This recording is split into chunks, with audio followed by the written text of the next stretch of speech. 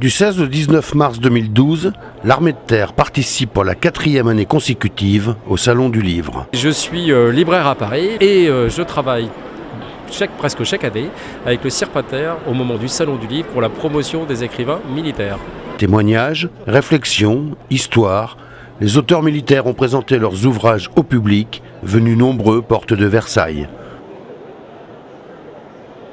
Quand j'ai fait cette chronologie commentée de la Première Guerre mondiale, j'avais en vue le livre que j'aurais aimé avoir comme étudiant. De toute façon, il faut être honnête, sans être un fou de l'armée, l'histoire sans les batailles et l'aspect militaire, ça n'existe pas, quoi.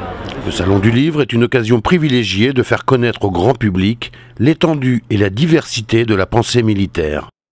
L'Armée de Terre présente sur son stand près de 50 ouvrages divers et variés.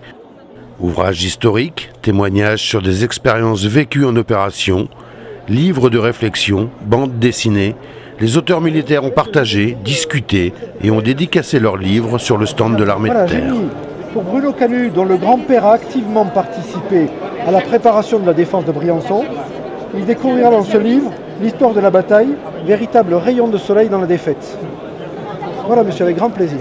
Ils témoignent leur volonté de partager leurs expériences, leur savoir-faire et leur histoire humaine. L'écriture reste à mes yeux un des moyens les plus larges pour toucher un auditoire qui peut ainsi prendre conscience d'un certain nombre d'enjeux liés à la défense. La forte fréquentation sur le stand de l'Armée de Terre et les très nombreuses questions posées montrent que les gens aiment lire et démontrent par ailleurs leur attachement à l'institution militaire.